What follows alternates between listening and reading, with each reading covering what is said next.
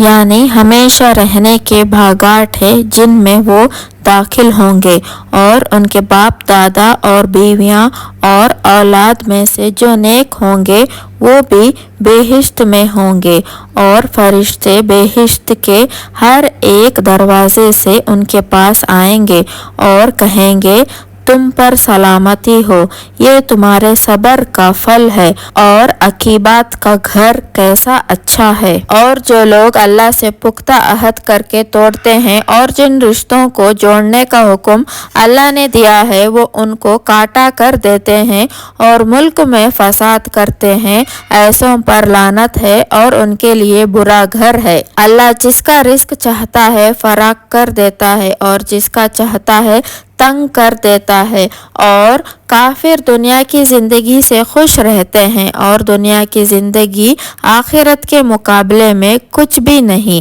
باجوز متاع قلیل کے۔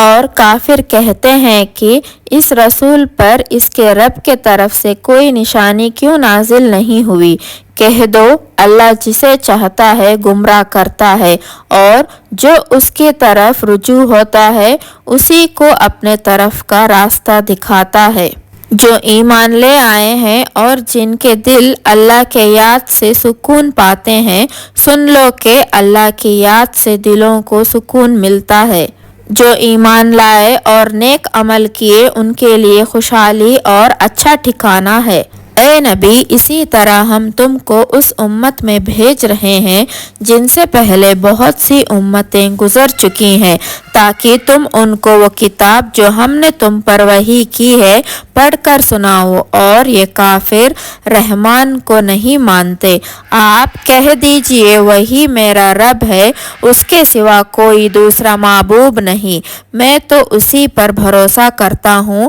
اور اسی کے پاس میرا جانا ہے۔ اور اگر کوئی قرآن ایسا ہوتا کہ اس کے اثر سے پہاڑ چل پڑتے یا زمین کی مسافت جلدی جلدی طے ہو جاتی یا مردوں سے کلام کرایا جاتا تو بھی یہ لوگ ایمان نہ لاتے، مگر بات یہ ہے کہ سارے امر اللہ ہی کے ہاتھ میں ہے۔ تو کیا مومنین کو اس سے اطمینان نہیں کہ اگر اللہ چاہتا تو سارے آدمیوں کو سیدھے راستے پر چلا دیتا، اور کافروں پر ہمیشہ ان کے عمل کے سبب بلا آتی رہتی ہے یا ان کے مکانات کے قریب نازل ہوتی رہتی ہے، یہاں تک کہ اللہ کا وعدہ آ پہنچے گا۔ بلا شبہ اللہ وعدہ خلافی نہیں کرتا۔ اور آپ سے پہلے جو رسول ہو چکے ہیں ان میں بہتوں کے ساتھ مذاق ہو چکا ہے، تو میں ان کافروں کو مہلت دیتا رہا ہوں،